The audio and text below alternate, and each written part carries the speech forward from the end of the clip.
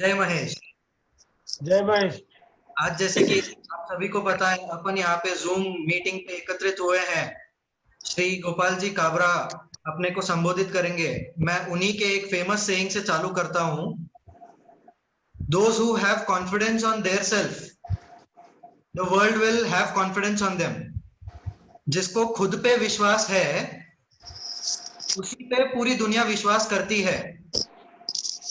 ये उनकी बहुत फेमस सेइंग है और ये सच भी है। इसका जीता जागता एग्जाम्पल अपनी माताएं हैं। जैसे कि आप सब जानते हैं, आज मदर्स डे है, आज माताओं का दिन है।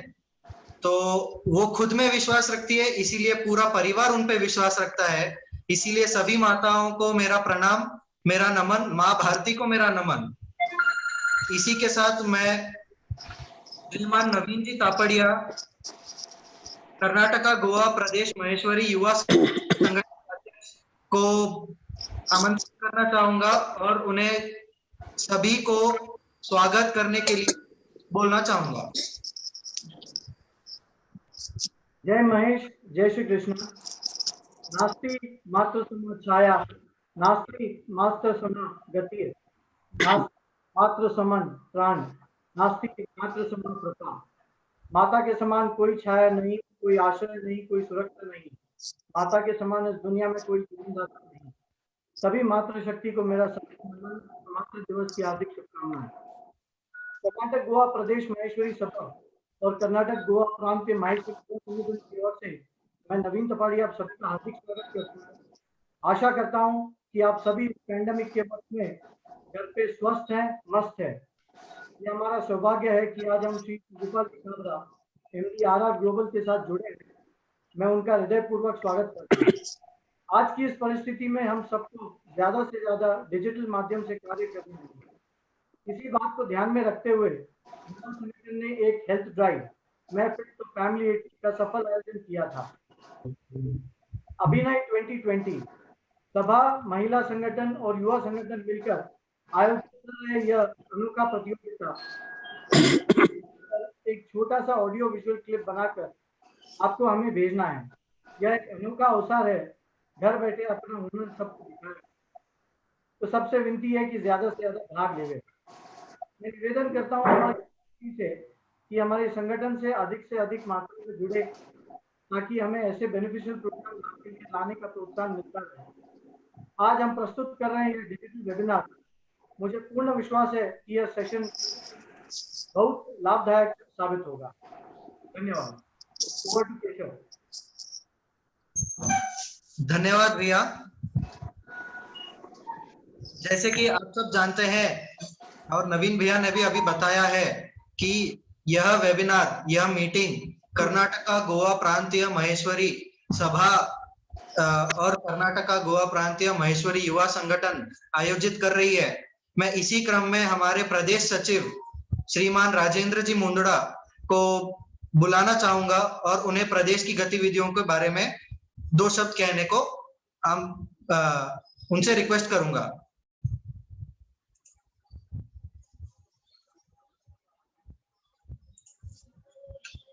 अरे वैभव,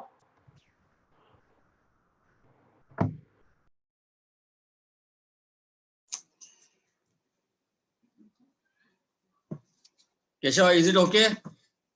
Yeah, all good uncle. Good to go. जय महेश। भगवान महेश को वंदन करते हुए कर्नाटक गोवा प्रदेश महेश्वर सभा की ओर से मैं सभी का इस वेबिनार में हार्दिक स्वागत तथा अभिनंदन करता हूं। आज की इस महामारी कोरोना के दौर में हर कोई संभ्रमित है और इसे ध्यान में रखते हुए प्रदेश सभा और युवा संगठन ने आज का यह गोपाल जी काबरा का मार्गदर्शन हेतु वेबिनार आयोजन किया है। आशा है कि इस वेबिनार बहुत ही उपयुक्त होगा। आपसे ज्यादा समय न लेते हुए हमारे प्रदेश के बारे में संक्षिप्त में आपको जानकारी देना चाहता हूं।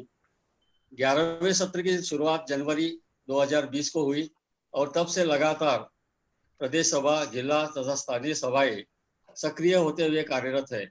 अब तक विविध कार्यक्रम, बैठकें, उत्सव के साथ विविध गतिविधियां भी हुई। उसमें मुख्य है एबीएमएम संपर्क डाटा का संकलन, जो प्रदेश में करीब करीब पूरा हो गया है। मैं सबसे निवेदन करता हूं कि आप ABMM संपर्क ऐप डाउनलोड करें और अपनी जो अधूरी जानकारी है उसको पूरा करें। कर्नाटक गोवा प्रदेश बहुत ही सक्रिय है तथा अग्रणी है, जिसकी महासभा ने भी समय समय पर प्रशंसा की है और ई पत्रिका के माध्यम से प्रदेश की जानकारी दी जा रही है। कोविड-19 के तहत पूरे प्रदेश से सहयोग तथा सेवा कार्य हर नगर, गांव और समाज की ओर से निरंतर चल रहा है। ABMM संपर्क योगदान राशि के बारे में सभा अग्रणी है। प्रदेश के हर गांव से 3 दिन में करीब 400 परिवारों से सहयोग राशि प्राप्त हुई, जो सभा को प्रेषित की गई और ये एक सराहनीय उपलब्धि है। संकट की इस घड़ी में जरूरतमंद माहेश्वरी परिवारों को प्रदेश सभा की ओर से अलग से सहायता राशि तुरंत उपलब्ध करवा के दी गई। हाल ही में बेंगलोर के सांसद श्री तेजस्वी सूर्या तथा मुख्यमंत्री श्री येदियुरप्पा जी ने माहेश्वरी समाज के द्वारा किए जा रहे कार्यों की सराहना की है। सभी दानदाताओं का तथा सेवा कार्य में लगे सभी स्थानीय सभाओं का तथा तन मन धन से कार्य कर रहे सभी सदस्यों का प्रदेश द्वारा हृदय से अभिनंदन करता हूं। आपकी यह मानवता हेतु सेवा जारी रहे। 31 मई को महेश नवमी है और समाज का यह एक उत्सव महासभा के आदेशानुसार सेवा, संपर्क और सहयोग दिवस के रूप में मनाया जाना है। इसकी विस्तृत जानकारी ई पत्रिका में दी गई है, जो 28/4/2000 को आपके पास भेजी गई है। युवा संगठन का विशेष धन्यवाद। आप सभी का सहयोग तथा मार्गदर्शन मिलता रहे, इसके साथ ही मैं अपने शब्दों को विराम देता हूं।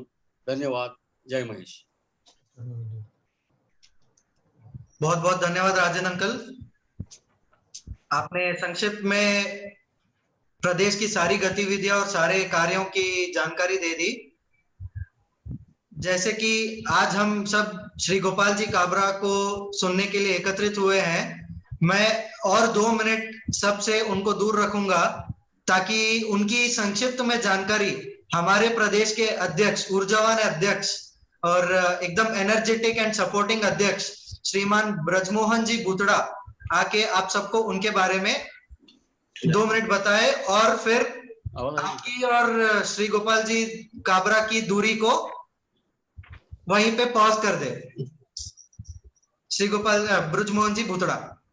Technical information. अच्छा, इसके पहले एक चीज मैं बोलना चाहूंगा। जैसे ही काबरा अंकल हमको संबोधित करेंगे, उसके बाद अगर किसी को कुछ भी क्वेश्चन आंसर पूछना है तो आपके राइट साइड में जूम ग्रुप चैट रहेगा, आप वहां पे आपके क्वेश्चंस पोस्ट कर सकते हैं। वो राजेन अंकल और नुपुर जी सारडा दीदी both will put the queries to Sri Gopal uncle which will be clarified further। और एक स्टैंडिंग इंस्ट्रक्शन है, कृपया अपनी स्ट्रीमलेस कनेक्टिविटी का ध्यान रखिए, एक ऑल्टरनेट हॉटस्पॉट या वाईफाई रखिए ताकि आपको इस जूम मीटिंग में कोई आपत्ति ना आए। ब्रजमोहन अंकल। जय महेश, जय श्री कृष्णा। कर्नाटक गोवा प्रांतीय सभा अपनी पहली ऐतिहासिक वेबिनार में आप सभी का स्वागत करती है। एक ग्लोबली रिकॉग्नाइज्ड पर्सनालिटी का इंट्रोडक्शन का काम मुझे दिया है, जो सहज नहीं है। श्री गोपाल जी काबरा एक अग्रणी उद्योगपति, परोपकारी एवं वैश्विक उद्यमी हैं, जो उद्योग जगत में एक पथ प्रदर्शक के रूप में जाने जाते हैं। आप RR ग्लोबल के मैनेजिंग डायरेक्टर एवं प्रेसिडेंट हैं। 850 मिलियन अमेरिकन डॉलर वाला यह विविध उद्योग समूह, जो मुख्य रूप से इंफ्रास्ट्रक्चर एवं विद्युत समाधानों पर ध्यान केंद्रित कर रहा है। श्री काबरा जी इंटरनेशनल कॉपर एसोसिएशन के चेयरमैन एवं सार्क चैम्बर ऑफ कॉमर्स के कार्यकारी मंडल के सदस्य तथा Indian electrical and electronic association of India के अध्यक्ष भी हैं। 14 वर्षों तक winding wire association of India के चेयरमैन की जिम्मेदारी प्रभावी तरीके से निभा चुके हैं। सामाजिक जीवन, माहेश्वरी व्यक्तिमंडल मुंबई युवा समिति के संस्थापक अध्यक्ष, व्यवस्थिका सभा में 3 सत्र तक उपाध्यक्ष तथा वर्तमान में न्यास मंडल के ट्रस्टी हैं। वन बंधु परिषद मुंबई सेक्टर के अध्यक्ष के रूप में सक्रिय सेवाएं आप दे रहे हैं। यह संगठन दूर दराज के क्षेत्रों में 1 लाख से अधिक बच्चों को शिक्षित करने का कार्य कर रहा है। आपका सरल एवं सहज स्वभाव, हर मुद्दे पर अपनी बेबाक राय रखना एवं हर समस्या का समाधान देने की मौलिक प्रवृत्ति के कारण आप अपनी एक अलग पहचान बनाकर रखते हैं। आपका लगाव कर्नाटक से विशेष रूप से है। सौभाग्य है कि आप हमारे हुबली के बाहेती परिवार के दामाद भी हैं। ज्यादा समय न लेते हुए मैं काबरा जी से निवेदन करूंगा कि इस वैश्विक संकट की घड़ी में हमारा मार्गदर्शन करें। आइए जिया जी प्लीज। बोल जिया जी हाँ कर दे। सर्वप्रथम मैं कर्नाटका गोवा माहेश्वरी महासभा को आभार प्रकट करता हूं कि जिन्होंने मुझे मौका दिया। साथ ही उन्हें अभिनंदन करता हूं कि जिन्होंने इस प्रकार का आयोजन किया। मेरा परिचय जितना बड़ा दिया गया वैसा है नहीं, खाली एक उसमें संशोधन करना चाहता हूं। हम लोग 1,03,000 से अधिक स्कूल चलाते हैं। लगभग 27 लाख बच्चों को पूरे गांव में जहां कोई नहीं जाता वहां पढ़ाते हैं। आज मातृ दिवस है। हम जो कुछ भी हैं ये हमें अवश्य जीवन में मानना चाहिए कि हम हमारे माँ के कारण से है, और वही माँ जिसकी हम रोज आराधना करते हैं, जिसने जन्म दिया, और वही माँ जिसके लिए आज हम बातचीत करने जा रहे हैं व्यापार की, वो माँ लक्ष्मी, वो माँ जो हमको विवेक देती है माँ सरस्वती, और वो माँ जो हमको शक्ति देती है माँ दुर्गा। तो तीनों को ही नमन करते हुए मैं आपसे आज ये बातचीत करना शुरू चाहता हूँ। हम व्यापार का मतलब ये समझते हैं, अधिकतर लोगों की बात करूंगा मैं, इसमें सभी लोग लागू नहीं होते, लेकिन जनरल ये होता है कि कितना कमाया। कितना कमाए के बदले अगर हम ये सोचे कि कैसे कमाया और कब तक कमाया, तो शायद हमारी सोच में परिवर्तन आएगा। जीवन में जो कुछ भी हम करना चाहते हैं या करते हैं, उसके पहले एक उसका ऑब्जेक्टिव होना चाहिए, एक सोच होनी चाहिए। किसी ने शुरू किया इसलिए मैं शुरू करता हूँ, ये एक सही तरीका नहीं है। आप चाहे व्यापार छोटा करें, व्यापार बड़ा करें या व्यापार मध्यम करें, हर व्यापार की शुरुआत छोटे से होती है। आज किसी को लगता होगा कि यह व्यक्ति आज इस परिस्थिति में पहुंचा है, लेकिन अगर उसके इतिहास में जाएंगे तो आपको ध्यान में आएगा उसने भी एक शुरुआत छोटे से की थी। चाहे आप टाटा की देखें, चाहे बिरला की देखें, या किसी की भी देखें, हमारे समाज में भी कई लोगों के उदाहरण है, और इतर समाज में भी, देश में भी उदाहरण, और विदेश में भी इसके उदाहरण काफी मिलते हैं। व्यापार करने का उद्देश्य जो हमारा है, क्या केवल धन संचय करना है? तो ये हो जाता है एक शॉर्ट टर्म। लेकिन धन संचय करने के साथ साथ हम प्रतिष्ठा कैसे प्राप्त करेंगे, वो होता है एक लॉन्ग टर्म। ये उतना ही फर्क है कि जितना एक सेल्स और मार्केटिंग, हम अधिकतर बनिया लोग जो भी हैं, वो हम लोग सेल्स को बहुत महत्व देते हैं। और जिन जिन लोगों ने सेल्स में अधिक महत्व दिया, तो अगर आप देखेंगे तो उनकी ग्रोथ या तो सीमित मात्रा में रही या सीमित समय तक रही। लेकिन जिन जिन लोगों ने मार्केटिंग पे अधिक ध्यान दिया, उनकी सफलता काफी ज्यादा रही और लंबी रही। तो ये छोटे छोटे जो फर्क है, आपको आप देखेंगे कि बातें वही की वही है, लेकिन जो हमको स्कूल में पढ़ाया जाता है या कॉलेज में पढ़ाया जाता है या हम कोई वेबिनार में जाके सीखते हैं, उसको वास्तव में हम कितना अमल में लेते हैं, ये बात होती है। ज्ञान वो नहीं होना चाहिए कि जिस टाइम सुना तब तक है, उसके बाद एक हफ्ते तक है, फिर एक महीने तक है, और धीरे धीरे धीरे उसका खत्म होना शुरू होता है। इसलिए जो चीज आप तय करते हैं उसको लंबे समय तक आप कैसे कर सकते हैं, इसके बारे में बहुत सोचना पड़ेगा आपको। अधिकतर लोगों का विजन जो है बहुत शॉर्ट टर्म होता है। शॉर्ट टर्म के कारण से क्या होता है कि हमारी सोच भी एक छोटी हो जाती है। देखिए, शब्दों के अंदर सारे अर्थ मिल जाते हैं। शॉर्ट टर्म छोटा, लॉन्ग टर्म विजन बड़ा, लंबा। तो वही शब्दों के हेर फेर से आपके विचारों में हेरफेर आएंगे। आज आपकी जो भी दुकान हो या आपकी ऑफिस है या फैक्ट्री है, एक हमेशा मेरा मानना है कि तो स्वच्छता होनी चाहिए, सुंदर होना चाहिए, हमारे विचार भी सुंदर होने चाहिए, हमारी जगह भी सुंदर होनी चाहिए। मुझे कहा गया है कि मैं अपनी थोड़ी केस स्टडी भी दूं या कैसे शुरुआत किया उसकी बात करूं। जनरली ये प्रवृत्ति नहीं है, लेकिन कुछ कुछ टुकड़ों में कुछ मैं अपने अनुभव बताना चाहता हूं, क्योंकि मैं कोई ज्ञानी नहीं हूं बाकी लोगों की तरह, लेकिन मैं अपने अनुभव को जरूर शेयर करना चाहूंगा कि किस प्रकार से कैसे कैसी एक एक सोच से क्या क्या प्रभाव पड़ा और उसका क्या लाभ मिला। जब व्यापार में आया तो हमारा 15 लाख रुपए का टर्नओवर था, और पिछले साल हमने 6,500 करोड़ रुपए का टर्नओवर किया, और 85 से अधिक देशों में आज हमारे प्रोडक्ट उपलब्ध है। तो ये क्या लगता है कि आपको बिना सोचे समझे हुआ होगा? क्या इसके पीछे कोई योजना नहीं बनी होगी? इसके पीछे कुछ लोगों को जोड़ा नहीं गया होगा? ये सारी प्रक्रिया बहुत जरूरी है, चाहे व्यापार छोटा हो चाहे व्यापार बड़ा हो।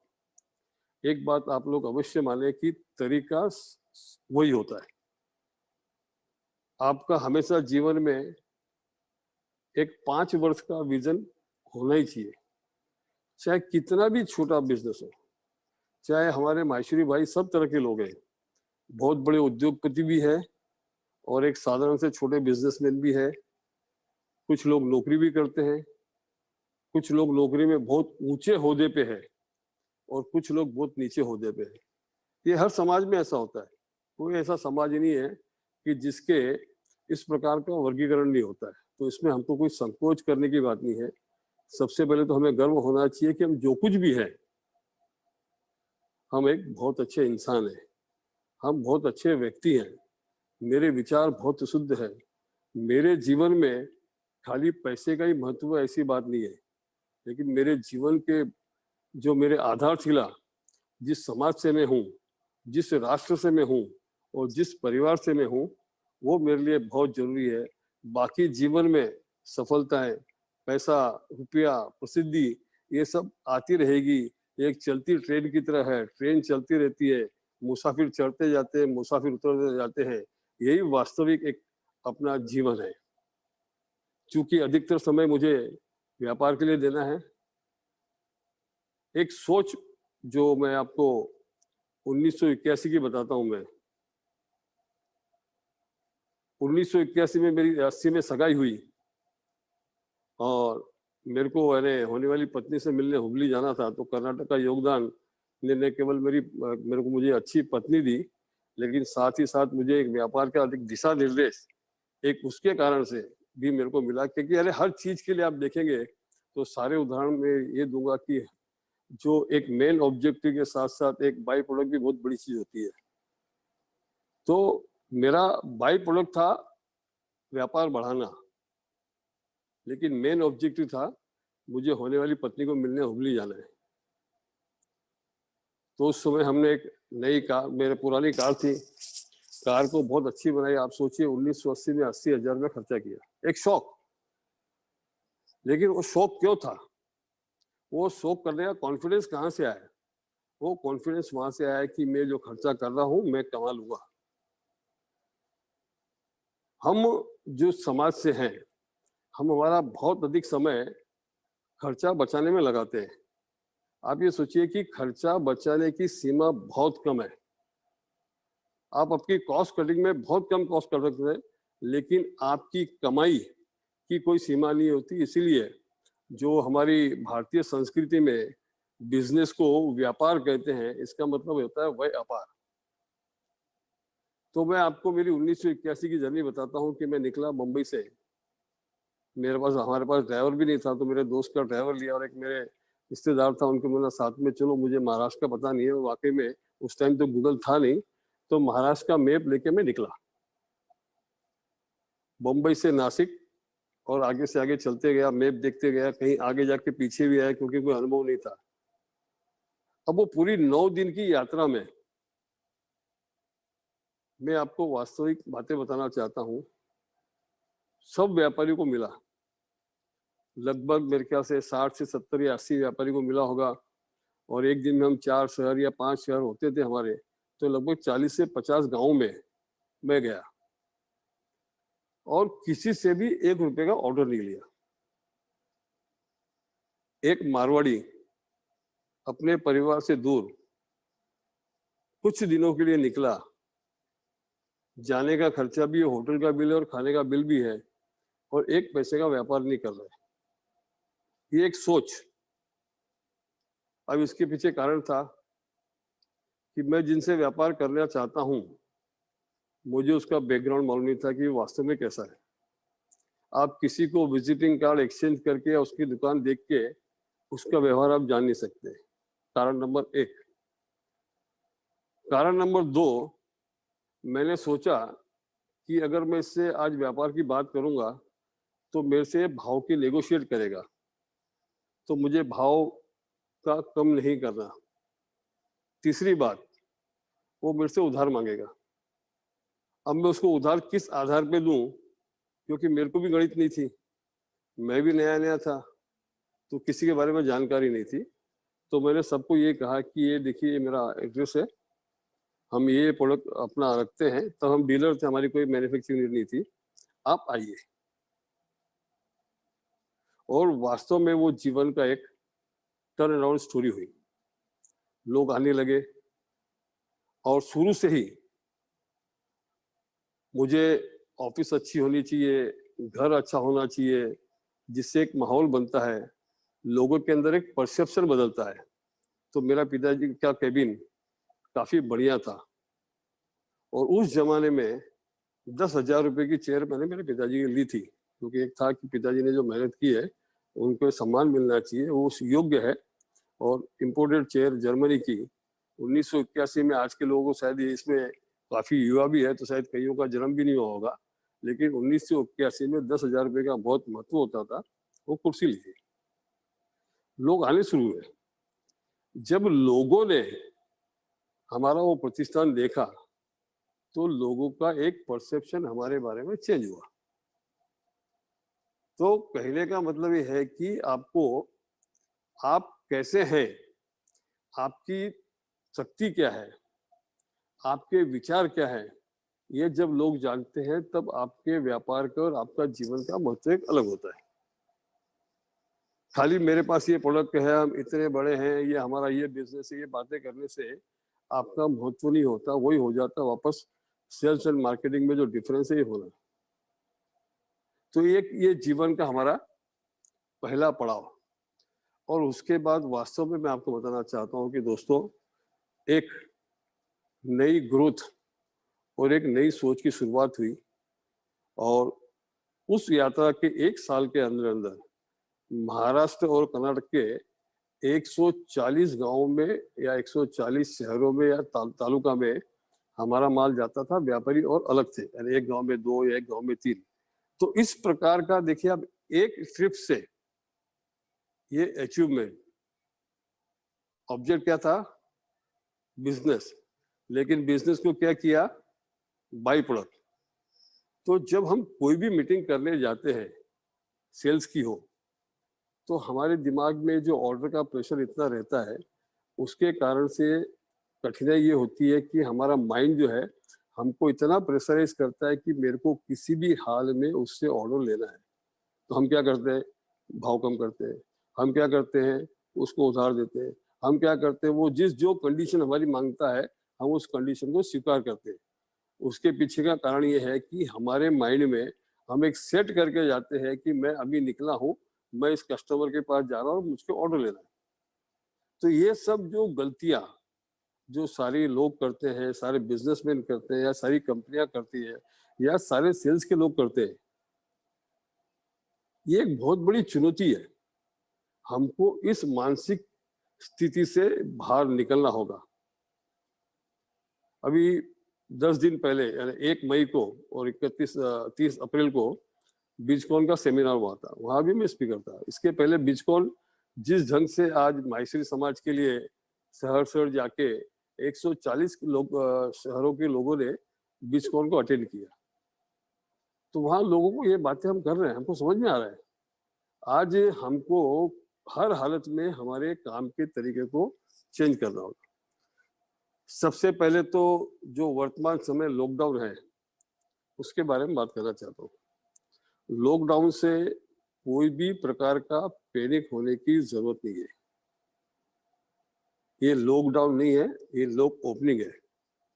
अगर ये लॉकडाउन नहीं होता तो आज कर्नाटका और गोवा महासभा ये वेबिनार नहीं करती, और शायद आपकी और मेरी मुलाकात या जितने भी आप 400 से 500 लोग यहाँ पर आए, ये इस वेबिनार का लाभ नहीं ले सकते थे, और मैं आप लोगों का जो लाभ लेना चाहता हूँ वो लाभ नहीं ले पाता था।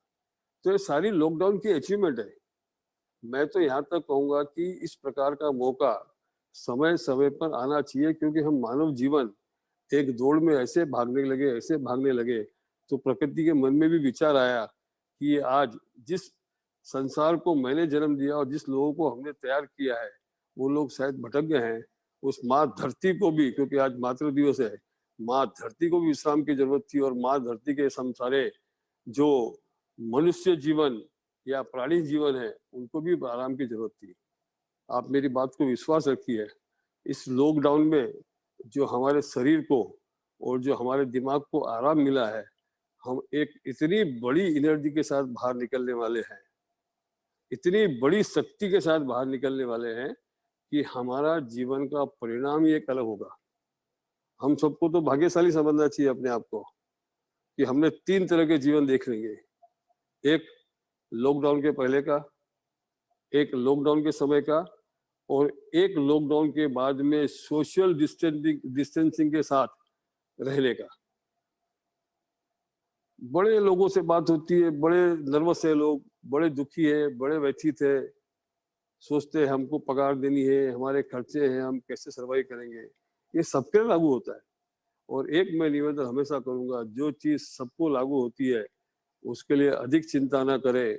अगर सभी का व्यापार खराब है या सभी का व्यापार बंद है, तो हमारा भी अगर व्यापार बंद है, खराब है, तो उसके लिए चिंतित न रहिए। लेकिन सबका बहुत अच्छा है और हमारा खराब है तो चिंतित होने की जरूरत है। तो सर्वप्रथम विश्वास रखिए अपने आप पे, विश्वास रखिए ईश्वर पे, विश्वास रखिए हमारे देश पे, विश्वास रखिए हमारी धरती पे। ये धरती फिर हमें मौका देगी, ये देश हमें फिर वापस मौका देगा आगे बढ़ने का। इसलिए किसी भी प्रकार से आप लोग कोई अपना निश्चिंत रहिए। फिर हमने 1991 में एक अंतरराष्ट्रीय बिजनेस की शुरुआत की, बहुत अनेक प्रकार के बिजनेस शुरुआत की, बहुत एक्सपेरिमेंट किया। ये जरूरी नहीं है कि सारे एक्सपेरिमेंट सफल होते हैं, लेकिन एक्सपेरिमेंट करने से ही मालूम पड़ता है कि हमारी सक्षमता कितनी है, हमारी क्षमता कितनी है। केमिकल बिजनेस शुरू किया। केमिकल बिजनेस शुरू करने के पीछे कारण ये भी एक अलग है। मेरे हर जीवन में जो कुछ भी किया उसका मेन प्रोडक्ट अलग था, बाय प्रोडक्ट अलग था। 1987 में मेरे और मेरी पत्नी को हमें फॉरेन जाने का मौका मिला घूमने के लिए। बचपन से एक इच्छा थी कि फॉरेन में खूब घूमूंगा, खुद का घर होगा लंदन में। ये 7 साल का था तो मेरी बुआ बोलती ऐसा मैं बोलता था, मुझे पता नहीं, लेकिन कहीं न कहीं वो एक चाहत, वो मेरे एक्सपोर्ट में हम चले गए। जिस चीज का व्यापार शुरू किया केमिकल का बिजनेस शुरू किया।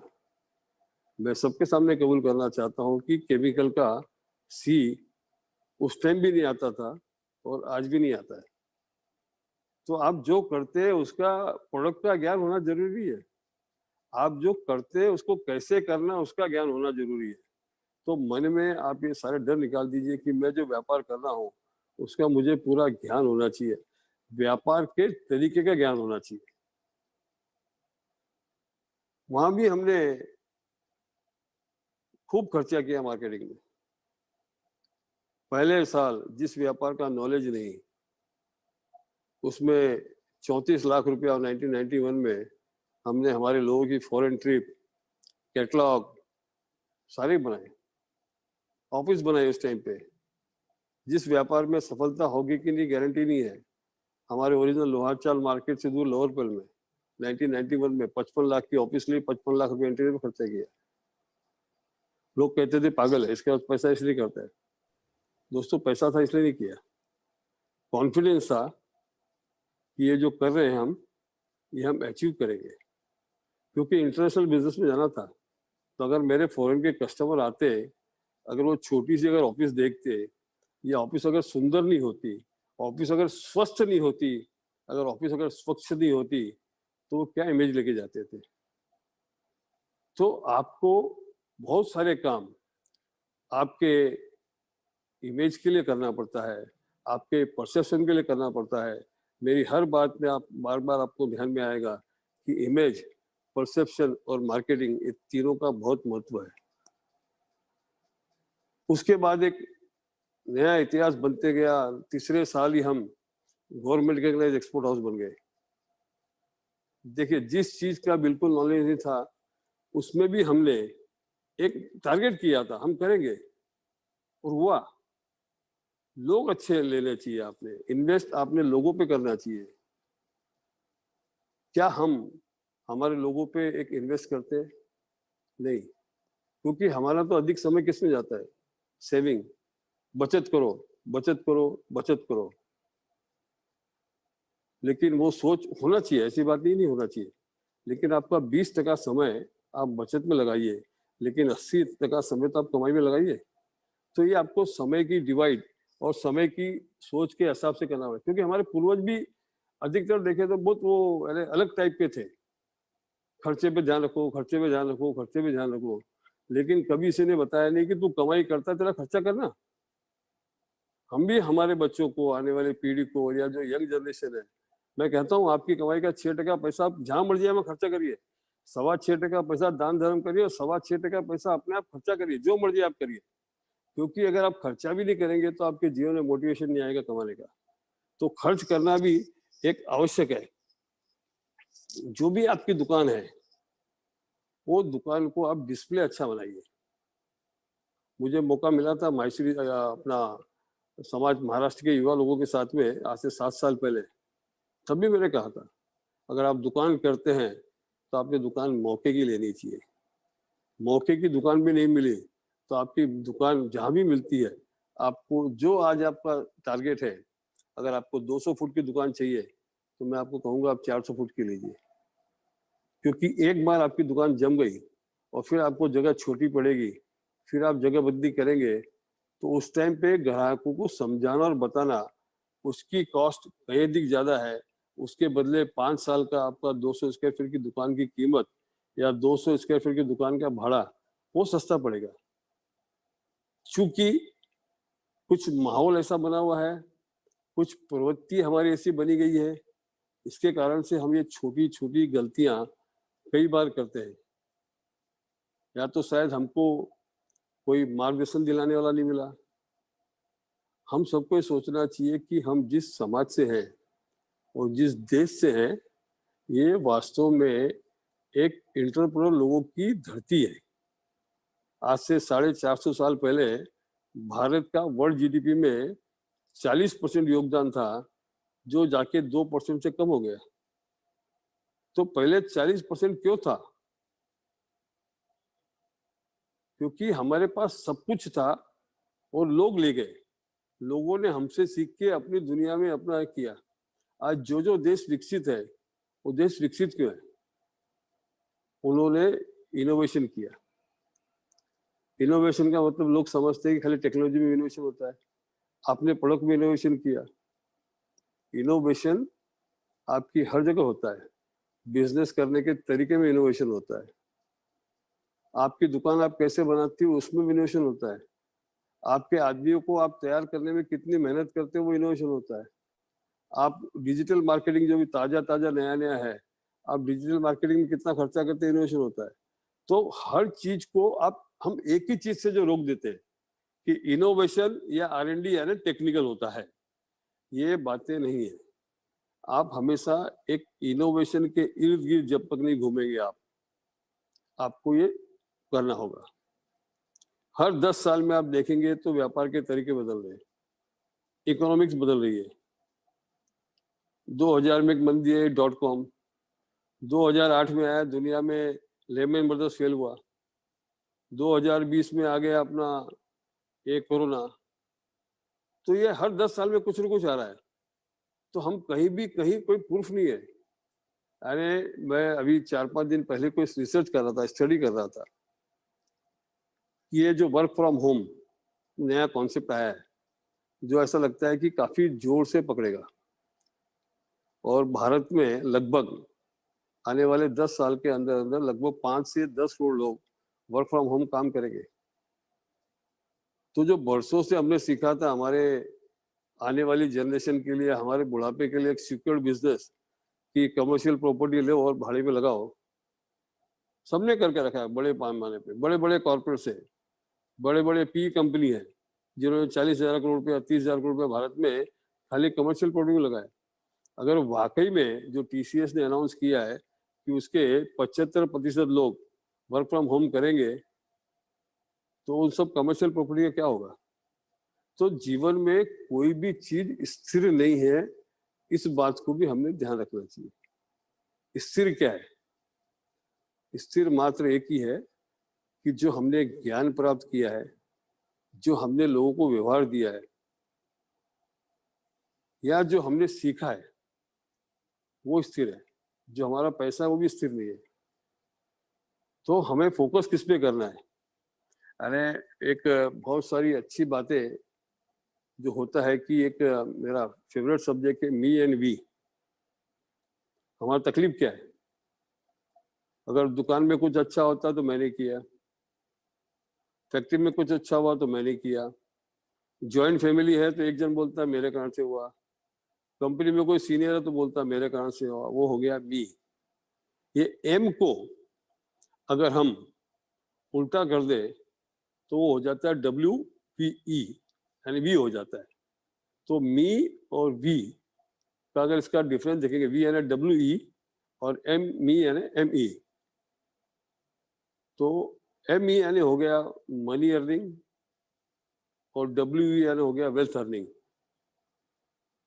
तो दोस्तों ये मनी अर्निंग सबसे टेम्पररी है। हम सभी भारतीय संस्कृति में मानते हैं, इसलिए ये बात भी तय है कि लक्ष्मी बहुत बड़ी चंचल है। आज इसके पास है, कल उसके पास है, परसों इसके पास है, तो वो तो स्थिर है ही नहीं। लेकिन W यानी वेल्थ, वेल्थ यानी पैसा नहीं है। वेल्थ आपका नॉलेज, आपका ज्ञान, आपका सम्मान। तो हमेशा जो मनी अर्निंग के बदले वेल्थ अर्निंग और मी के बदले अगर आप वी में जाएंगे तो आप देखेंगे कि आपके सारे प्रतिष्ठान की सारी समस्याएं लगभग खत्म हो जाएगी। दूसरा, जो आप लोग एक रीजनेबल लेवल पर पहुंच गए उनके लिए अलग मैसेज है, जो शुरू कर रहे हैं उनके लिए संदेश अलग है। जो शुरू कर रहे हैं उनको एक ही बात कहूंगा कि जो आपने नक्की किया है उस पर आप डटे रहिए। बीच में कष्ट आएंगे जाएंगे और पहले साल ही सफलता मिले, इस बात से बहुत बाहर निकलना पड़ेगा। ये नए लोगों के लिए है। मैं तो हमेशा ये कहता हूँ कि व्यापार वही करना चाहिए जिसमें 5वें साल प्रॉफिट हो, ताकि वो स्थिर होता है। जिस व्यापार में आज आपने चालू किया और कल कमाई होती है, तो आप नहीं, हजारों लोग नहीं, लाखों लोग नहीं, करोड़ों लोग उसमें आएंगे। लेकिन जिस व्यापार में अगर लंबे समय बाद अगर आपका मुनाफा है तो आप समझिए कि अगर एंट्री डिफिकल्ट है और सफलता डिफिकल्ट है तो आप ये भी समझ के चलिए कि उसमें प्लेयर कम होंगे। तो ये भी हमारे विचार हो सकते हैं कि मेरे को कौन से फील्ड में जाना है, जिसमें सब जा रहे हैं उसमें जाए या जिसमें बहुत कम लोग जा रहे हैं उसमें जाए। दोनों अच्छी बातें, लेकिन फिर भी चाहे आप छोटे से छोटा काम करें या बड़े से बड़ा काम करें, आपका विजन एकदम बहुत क्लियर होना चाहिए कि मेरे को ये 5 साल में यहाँ पहुंचना है। लेकिन 5 साल में खाली आपका टर्नओवर इतना करना और कमाई इतना करना, वो ही अगर खाली आपका उद्देश्य रहेगा तो मैं हमेशा कहता हूं कि फिगर की मारामारी में अगर चलने वाले लोग में शून्य लगता भी है और शून्य निकलता भी है। लेकिन 5 साल में मेरे को ये अचीव करना है कि मैं जो व्यापार करता हूँ वो सस्टेनेबल होगा, मैं जो व्यापार करता हूँ वो मेरे बिना चलेगा, वो मी को हटाना पड़ेगा। आपको हमको हमारे लोगों को तैयार करना पड़ेगा। अगर आपकी दुकान छोटी सी है, अगर 4 ही लोग काम करते हैं तो उसमें तीनों को आपको होशियार करना ही पड़ेगा। कुछ लोग ये घबराते भी, एसएमई के साथ मेरा एक था वेबिनार था, एसएमई के लोगों को मैंने कहा था कि लोग बहुत घबराते हैं अपने आदमी को तैयार करने में। डर ये लगता है कि अगर मेरा आदमी ज्यादा तैयार हो जाएगा तो खुद का व्यापार करेगा। तो मैंने उसमें सवाल किया कि भाई 80% लोग जो आप यहाँ पर एमएसएमई वाले हैं, एसएमई वाले हैं, या तो आपने कहीं नौकरी की है, आपके पिताजी ने कहीं नौकरी की है, तो उन्होंने भी तो नौकरी छोड़ के व्यापार किया है। राधे दिन अगर मैं कहता हूँ कि आपके अगर कोई आदमी काम करता है और आपके यहाँ छोड़ के अगर वो सेम लाइन में भी आता है तो भी आपको बिल्कुल दुख नहीं होना चाहिए। आपको लगना चाहिए कि मैं तो कॉलेज में गया नहीं, मैं तो यूनिवर्सिटी में गया नहीं, लेकिन मेरी ये छोटी सी दुकान या मेरी छोटी सी फैक्ट्री में एक लड़का या एक लड़की मेरे यहाँ काम सीख के सफल हुआ तो मैं सही रूप में अपना एक प्रिंसिपल हूँ, मैं सही रूप में मेरी दुकान एक कॉलेज है, सही रूप में मेरी जो छोटी फैक्ट्री है एक यूनिवर्सिटी है। ये हमारा अचीवमेंट है। मन में ये कभी गम मत करिए कि मेरा आदमी छोड़ गया और मेरे सामने आ गया। ये उसको हक है, राजनीतिक पार्टी में भी होता है, परिवार में भी होता है, समाज में भी होता है। तो अगर हमारे व्यापार में होता है तो इससे कोई अरे घबराने की जरूरत नहीं आप लोग को। आज मैं आपको हमारे आर काबिल की स्टोरी बताना चाहता हूँ थोड़ी सी। इसलिए नहीं कि हमने चालू किया, मैं चाहता हूं लोग इससे सीखे। जब हमने आर काबिल चालू किया 1999 में, तो मैं सबके सामने कबूल करना चाहता हूं कि हमारा कोई इलेक्ट्रिकल मार्केट में कोई हमारी पहचान नहीं थी। हम लोग वाइंडिंग वायर के बिजनेस में थे, जो मोटर वाइंडिंग वायर में लगता है उसके ट्रेडिंग करते करते आज हम इंडिया के सेकंड लार्जेस्ट प्लेयर है। तो हमारी एक जो पहचान थी एक छोटे से सर्कल में, क्योंकि वाइंडिंग वायर एक B2B की आइटम है जिसमें ब्रांड की इतनी कदर नहीं है, प्योरली इंडस्ट्रियल प्रोडक्ट है। उसके लिए हमारे पास कोई हमारी पहचान नहीं थी, कोई नॉलेज नहीं था। हाँ, बैकग्राउंड में टेक्निकल में यह था कि उसका जो आधा प्रोसेस वाइंडिंग वायर का पहले का होता है और वो केबल का ऑलमोस्ट सेम था। इसके आगे का बनाने से लेके बेचने का पूरा प्रोसेस बहुत अलग था। हम भी अगर चाहते उसको, जो एक अपना ओरिजिनली बिजनेस कम्युनिटी में होता है कि हम बैंक के लिए बैंक का लोन लेते हैं, तो बैंक को पूरा वो फॉर्म भर के देते हैं, पूरा प्रोजेक्शन देते हैं, तो उसमें जरूर बैंक को भी आजकल बीमारी थी कि आपकी कंपनी प्रॉफिट में आनी चाहिए, तो सारा हम लोग फॉर्म भी उस हिसाब से भरते हैं। लेकिन जब हमारी सारी मशीनें आई, क्योंकि हमने उस समय विश्व की सबसे अच्छी मशीनें भारत में लेके आए, इतनी क्षमता न होते भी उस समय हमने 27 करोड़ पर प्लांट एंड मशीन में लगाया। अब आने के बाद पहले प्लान अलग था। ये देखिए वास्तविकता बताता हूं मैं। लगाना इसलिए था क्योंकि हमारी ऑफिस में आग लगी थी और वायर के कारण से हमको बहुत नुकसान हुआ था। पूरी ऑफिस जल गई थी हमारी। जो मैंने बताया कि 1991 में 55 लाख रुपए इंटीरियर 55 लाख में जगह ली थी, वो ऑफिस जल गई और वायर के कारण से जली। जगह हम लोग, हमारे पिताजी का नियम है कि जगह हमेशा बड़ी लेनी चाहिए, तो एक जगह ली हुई थी 14 एकड़, तो जगह भी बोल रही थी कुछ करो। जो हमेशा बोलता हूँ ना कि दुकान बड़ी लो, ऑफिस बड़ी बनाओ, घर बड़ा लो या फैक्ट्री के लिए जमीन बड़ी लो, क्योंकि वो धरती जो होती है या जो जो ऑफिस होती है हमारी, या जो घर बड़ा होता है, वो बोलता है कुछ करो कुछ करो कुछ करो, मुझे पालने का खर्चा तुम्हारे पर है। तो जमीन थी, अब ली फैक्ट्री मशीन आ गई। तो काफी प्रोफेशनल हमने बाहर से भी लिए थे, क्योंकि ये हमारे लिए भी बड़ा एक एक्सपेंशन था। सबके विचार अलग अलग थे, जॉइंट फैमिली भी हमारी।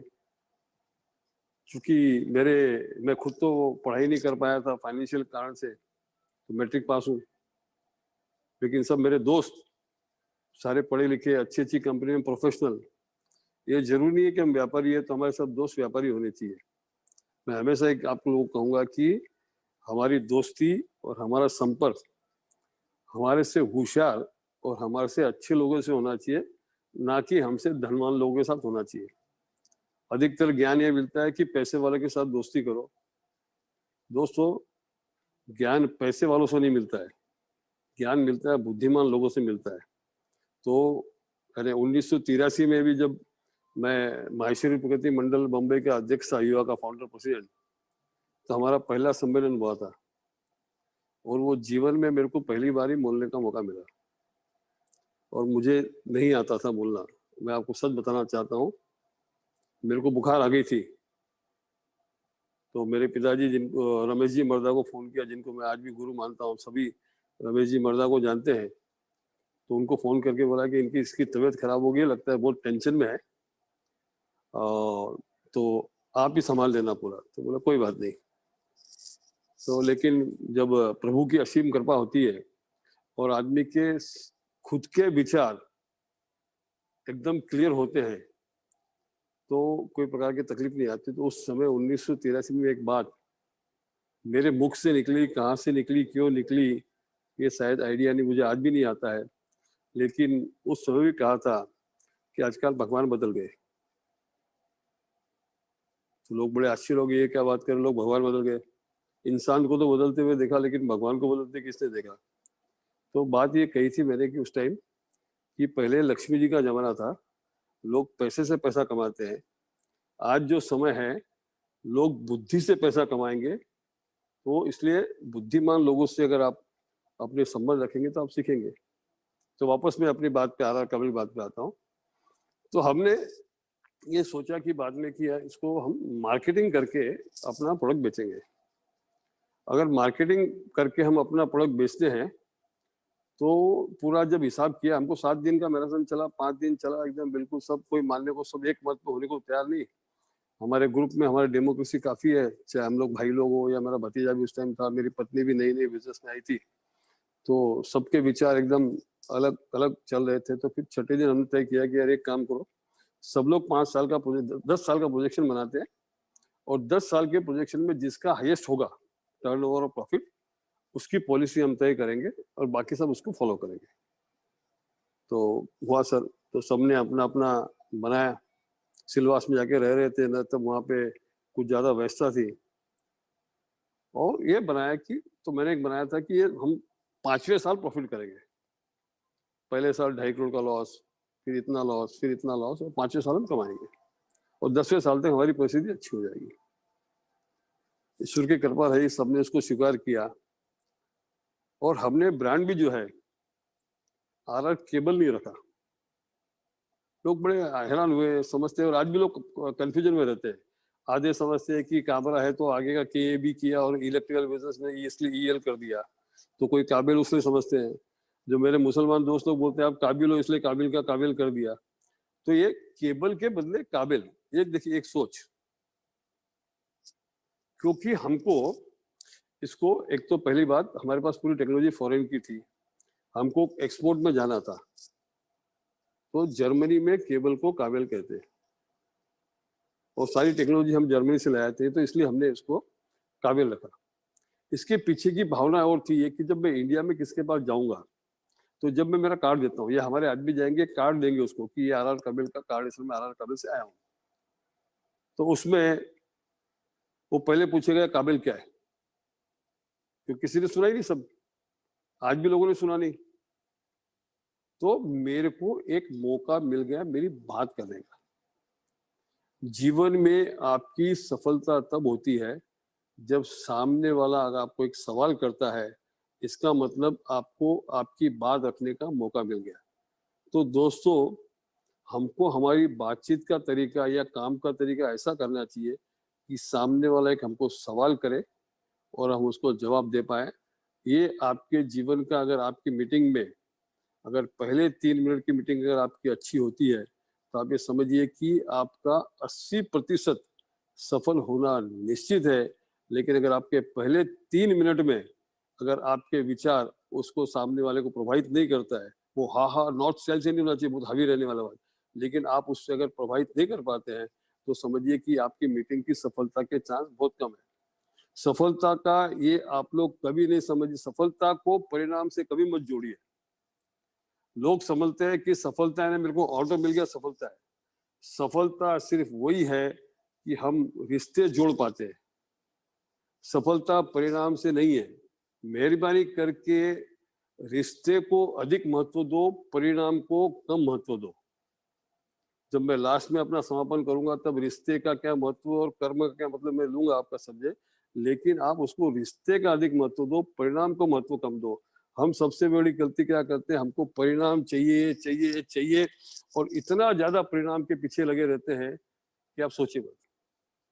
अब जो मेन आप व्यापार करते हैं उसमें चाहे हम छोटे दुकानदार है, बड़े दुकानदार है, सप्लायर है, मल्टी चेन स्टोर्स है, बहुत सारे अलग अलग तरह के इसमें ग्रुप में लोग हैं। जो पढ़े लिखे लोग हैं उनको तो कॉलेज में भी सिखाया जाता है, लेकिन कॉलेज का जो ज्ञान होता है उसमें प्रैक्टिकल कम और थ्योरेटिकल ज्यादा होता है। तो हम कितना समय हमारे मार्केट इंटेलिजेंस में लगाते हैं। आज भी हमारे कई भाई लोग ऐसे हैं जो जाके अपनी दुकान खोलते हैं, दिन भर गले से फुर्सत नहीं मिलती है, दोपहर को बड़ी मुश्किल से खाना खाते हैं, रात को दुकान बंद करते हैं, थके मारे आते हैं और अपना आके सो जाते हैं। इस प्रकार के जीवन से आप कब तक जिएंगे?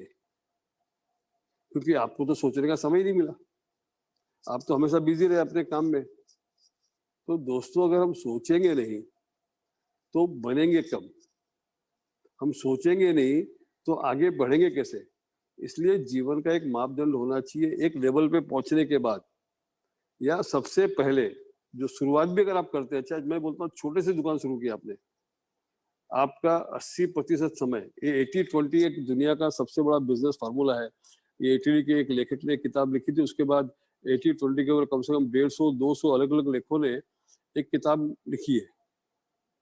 तो कोई भी चीज अगर आप करते हैं तो उसका आपका फोकस 80% से ज्यादा नहीं होना चाहिए। 20% आप जो काम करते हैं उसके अलावा उस पर फोकस होना चाहिए। ये तो मिनिमम लेवल है, ये आपके पहले दिन शुरू होती है।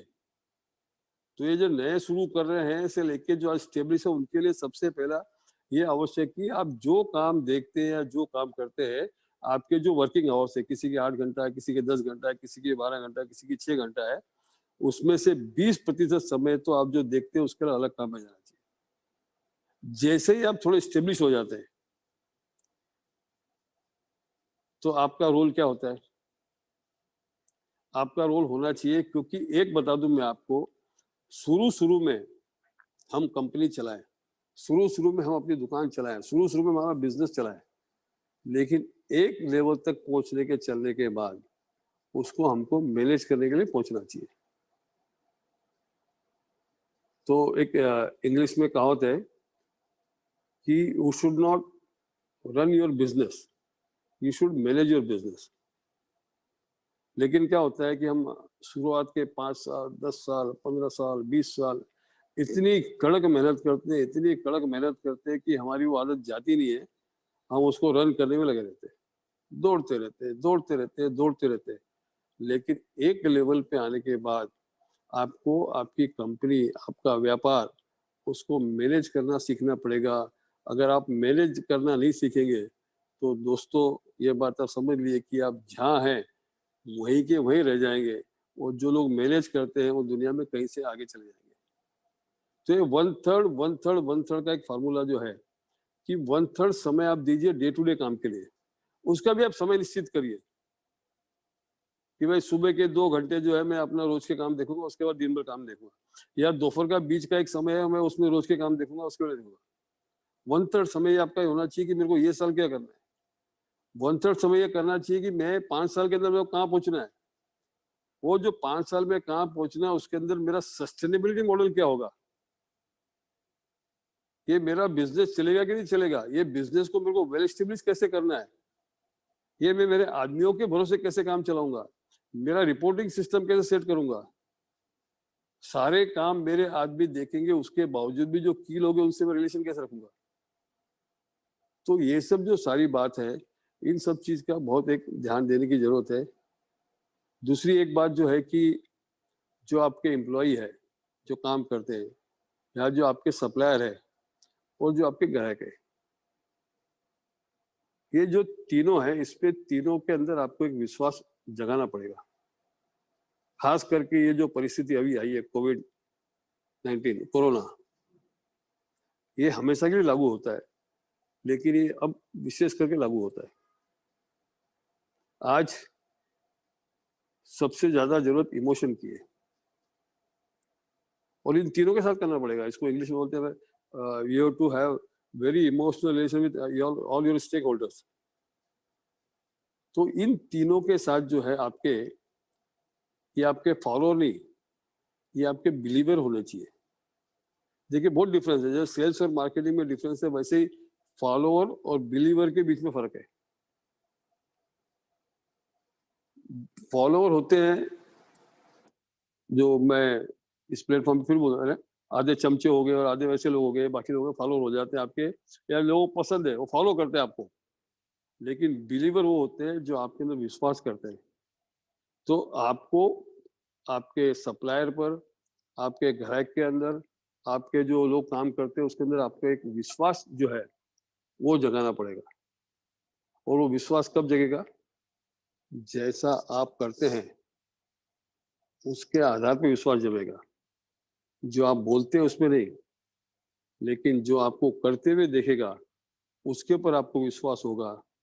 इसलिए आपको वही बोलना है जो आप करेंगे।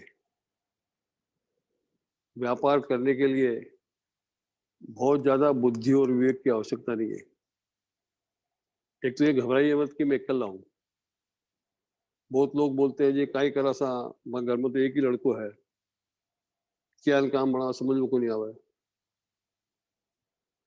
अरे एक ही लड़का है तो पहली बात तो हम सबसे बड़ी गलती करते हैं कि हम कंपनी खाली बच्चों के लिए बनाते क्या, वो भी खाली लड़कों के लिए बनाते, लड़कियों का तो नाम ही नहीं आएगा। अब हमारे समाज में कभी भी किससे बात कर लो, लड़कों की बात होती है। भले आज मातृ दिवस है, बातें मातृ को प्रणाम करेंगे, माता दिवस करेंगे, सब करेंगे, लेकिन जब सक्सेशन की बात आएगी तो लड़के से बाहर ही निकलते। ये बरसों पुरानी रीत चल रही है, एक तो उससे ब्रेक निकल रहा है।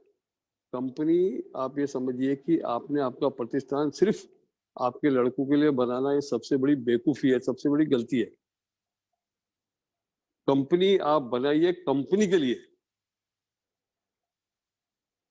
ये एक सोच में जिस दिन आप सोच लेंगे कि ये कंपनी को कंपनी के लिए बनाना है, आप देखेंगे कि आपके व्यापार का तरीका एकदम हो जाएगा। आज अगर हम ये आर काबिल का इतना बड़ा ब्रांड क्रिएशन किया, उसकी स्टोरी आ जाएगी, तो हमने वाकई में 5वें साल में हमने प्रॉफिट किया। आज हम वर्ल्ड इंडिया के सबसे लार्जेस्ट केबल एक्सपोर्टर है। आज 85 देशों में मेड इन इंडिया प्रोडक्ट को लेके जाना और हम हमारे ब्रांड में बेचते हैं, तो ये सफलता हुई, ये परिणाम नहीं है। जिस दिन मैं इसको परिणाम समझ लूंगा या हम लोग उसको दिन परिणाम समझ लेंगे, तो आप समझ लेना कि हमारा ये गिरना शुरू हो जाएगा। तो सफलता को आप चलिए और आगे बढ़ते जाइए। सफलता आपके सिर पे नहीं है, दिमाग पे नहीं आनी चाहिए। जिस दिन सफलता दिमाग पे आ गई उस दिन भी एक बहुत बड़ी तकलीफ वाली बात है। तो अपना, क्योंकि समय सीमा को मर्यादा में रखना चाहिए, काफी वैसे भी लेट हो गया है, तो लेकिन लास्ट में 2-4 बातें जो महत्व कहूंगा कि हमारे अंदर कुछ सीखने की और करने की भूख होनी चाहिए। वापस कहूंगा, आपके अंदर जो पैसे कमाने की भूख है ना, उसको निकाल दो। एक बार नहीं, मैं बोलता हूँ हमेशा के निकाल दो। अगर आपको स्थायी पैसा चाहिए, स्थायी सम्मान चाहिए, तो ये पैसे कमाने की भूख से आप बाहर निकलो। हमारे अंदर कुछ सीखने और करने की भूख होनी चाहिए। और एक बात, 2 बातें और कहूंगा, उसके बाद अपनी वाणी को विराम लूंगा कि जिस दिन आपके अंदर दिल, दिमाग और वाणी एक हो गई, उस दिन संसार में कोई भी ताकत आपको हरा नहीं सकती, कोई भी पनौती आपको पीछे ले जा नहीं सकती, कोई भी ईश्वरीय शक्ति आपको रोक नहीं सकती है, क्योंकि कथनी, करनी और वाणी, ये तीनों में जब एक हो जाता है तब आपको कुछ याद नहीं रखना पड़ता है। दोस्तों, याद उसको रखना पड़ता है जो झूठ बोलता है, क्योंकि जो व्यक्ति झूठ बोलता है उसको याद रखना पड़ता है कि मैंने लास्ट टाइम गिरिराज जी को क्या बोला था, यार मेरा फिगर क्या बोला था, ये था। तो उसमें क्या होता है, देखिए माइंड एक सॉफ्टवेयर है, उसको आप कितना बिजी रखोगे, अगर आप सच बोलते हो, हमेशा सच बोलोगे, तो आपको कोई प्रकार की कोई चीज को याद नहीं रखना पड़ता, आपके दिमाग खाली रहेगा, आपके दिमाग में नई नई चीजें आएगी। लास्ट में अपनी वाणी को एक बात बोलते हुए कि व्यापार एक कर्म है और रिश्ता एक धर्म है, तो दोस्तों कर्म और धर्म ये दोनों को हम अच्छे से निभाएं, यही मेरी शुभकामना है। 2020 का ये लॉकडाउन लॉक ओपनिंग है, इस समय में हमने जितना कमाया है धन को छोड़ के, जितना जो ज्ञान कमाया है, जितना जो प्यार कमाया है, जितनी शक्ति कमाई है, आज मातृ दिवस के दिन माता को प्रणाम करके उनको आभार प्रकट करिए कि ये जो आपने हमको मौका दिया है कुछ सोचने का, स्वस्थ बनने का, सुंदर बनने का और शक्तिमान बनने का, ऐसा मौका समय समय पे हे माँ मेरे को देते रहना, ताकि मैं फिर वापस एक शक्ति के साथ उभरूं। जय महेश। बहुत बहुत धन्यवाद अंकल। व्यापार एक धर्म है और नहीं, व्यापार एक कर्म है, रिश्ता एक धर्म है। इसी कथा वचन के साथ आपके चरणों में मेरा प्रणाम, सभी की ओर से मेरा आपको प्रणाम। अब जिसको भी मतलब कुछ भी अगर क्वेश्चन करना है तो आप अपने जूम चैट बॉक्स में पोस्ट कर सकें, ताकि वो क्वेश्चंस, ऑलरेडी क्वेश्चंस आ गए। हाँ क्वेश्चंस आ रहे हैं कंटिन्यू। अब आप उनको प्लीज गोपाल अंकल तक पहुंचाइए ताकि वो उसको आंसर करें। अनम्यूट करें।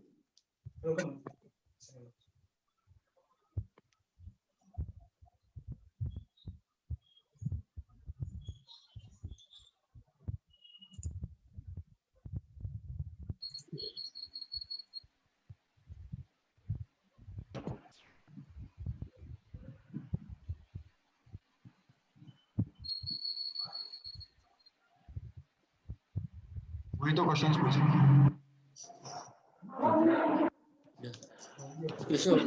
Nupur will be asking the question. Unmute करें। I have unmuted her. Yeah, Nupur Didi, you can. जय श्री कृष्णा। मैं हूँ सीए नुपुर साडा। तो ये सेशन के द्वारा काफी सारे लोगों ने प्रश्न पूछे हैं, तो अंकल जी मैं आपके सामने एक एक करके प्रस्तुत करती हूँ। पहला क्वेश्चन, इस कोरोना महामारी के चलते बहुत से लोगों के मन में भय आ गया है, तो ऐसे विकट समय में बिजनेस कैसे किया जाए, इसके लिए क्या स्ट्रैटेजी रखनी चाहिए, and what are the changes we need to adopt in the new world post lockdown. देखिए ऐसा है कि ये यानी हर बिजनेस के लिए अलग अलग लागू होता है, तो या तो किसी को ऐसे अपने खुद के बिजनेस के बारे में पूछना तो अलग से अपना महासभा में किसी को दे दे क्वेश्चन, मैं उनका जवाब दे सकता हूँ, क्योंकि यानी एक ही आंसर इसमें सबके लिए लागू नहीं होगा। इंडस्ट्रीज के लिए अलग होगा, दुकानों के लिए अलग होगा, सर्विस सेक्टर के लिए अलग होगा। तो इसमें लेकिन एक ही है कि इसमें किसी को घबराने की जरूरत नहीं है। ये आप लगभग समझिए कि सितंबर तक काफी कुछ माहौल ठीक हो जाएगा। आप लोग तब तक 2021 में क्या करना उसके बारे में सोचिए। 2020 की बैलेंस शीट पे ज्यादा स्ट्रेस न लें। 2021 में सब कुछ ठीक होगा। अभी का जो समय हर सेक्टर के लिए अलग है, रियल एस्टेट के लिए अलग होगा, हमारे जैसे इंडस्ट्री उसके लिए अलग होगा, दुकानों के लिए अलग होगा, क्योंकि सरकार की गाइडलाइन रोज रोज चेंज हो रही है। आज जैसे कल मेरी बेटी को चश्मा, उसके तकलीफ हो गई तो मेरे को दुकान खुलवा के मेरे दोस्त की करवाई थी। अब वो चश्मे की दुकान पे भी उनको इतनी गाइडलाइन आ गई है क्या पूछो मत। तो ये गाइडलाइन सबके लिए अलग अलग आई है। जैसे से ये आपका वापस जो ऑरेंज जोन जाएगा, रेड जोन है, ग्रीन है, सबके लिए अलग अलग होगा। तो इसके लिए कोई एक सिंगल आंसर नहीं हो सकता है।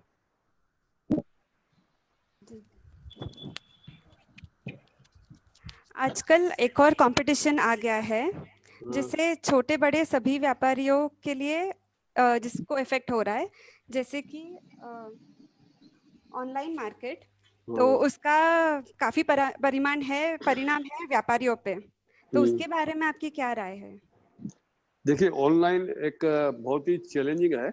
ऑनलाइन के लिए समाज में एक जागरूकता लानी बहुत जरूरी है, जो मैंने कई प्लेटफॉर्म से किया है कि खास करके हमने कोरोना के समय देखा है कि हमको इस तकलीफ के समय में किसने मदद की है। आज के इस तकलीफ में हमको आजू बाजू के किराना लोगों ने हमको मदद की है, तो हम सब उनके साथ में रहना चाहिए। लेकिन online is going to be challenge. सबसे बड़ा चैलेंज जो बिजनेस कर रहे हैं उनके लिए है, और देश के सामने एक अपना अनएम्प्लॉयमेंट एक बहुत बड़ा सब्जेक्ट है। तो ये हर पर्टिकुलर बिजनेस के हिसाब से ऑनलाइन में अलग फर्क है। जैसे आज हमारा बिजनेस है, वो जो पर्टिकुलर हम जिस बिजनेस में, इसमें हमको ऑनलाइन का आज इतना फर्क नहीं लगता और आगे चल के भी इतना नहीं नजर आता है। तो ये जो कंज्यूमर गुड्स में है खास करके, उसमें ऑनलाइन में काफी फर्क पड़ता है, और सोशल डिस्टेंसिंग के कारण से शायद टेम्पोररी ऑनलाइन को काफी इफेक्ट आएगा। It's a big challenging subject, लेकिन आप कौन से बिजनेस में इस पे वापस डिपेंड करेगा। लेकिन ऑनलाइन के सामने हमें कैसे लड़ना है या हमें कैसे करना है, उसके बारे में स्ट्रेटेजी जो है वो अलग से बनानी पड़ेगी।